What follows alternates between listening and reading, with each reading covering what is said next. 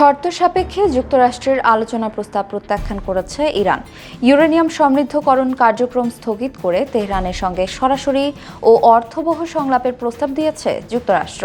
23 December নিরাপত্তা পরিষদের বৈঠকে মধ্যপ্রাচ্য বিষয়ক মার্কিন কাউন্সিলর মর্গান অর্টাগাস এই প্রস্তাব দেন।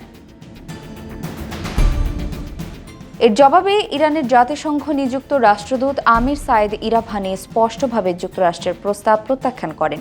তিনি বলেন, ইরান কোনো চাপ বা ভয়ভীতির কাছে মাথা নত করবে না।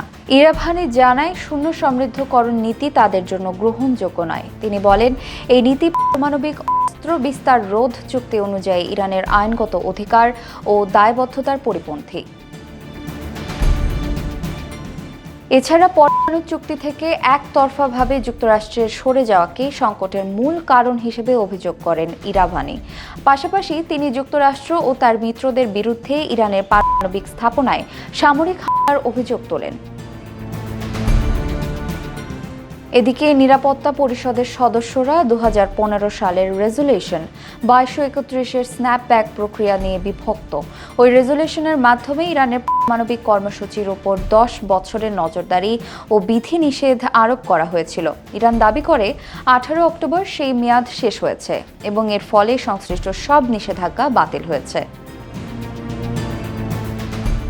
ব্রিটেন, ফ্রান্স ও জার্মানি নিষেধাজ্ঞা পুনর্বহালের চেষ্টা করলেও তেহরান তা প্রত্যাখ্যান করেছে এবং চীন ও রাশিয়া ইরানের অবস্থানকে সমর্থন দিয়েছে। এছাড়া ব্রিটেন, ফ্রান্স ও জার্মানি জানায়, ইরানের অননুগত্যের কারণেই নিষেধাজ্ঞা ফিরে এসেছে। অপরদিকে চীন ও রাশিয়া জানায়, যুক্তরাষ্ট্র চুক্তি থেকে সরে যাওয়ায় স্ন্যাপব্যাক প্রক্রিয়া আর কার্যকর করার সুযোগ নেই।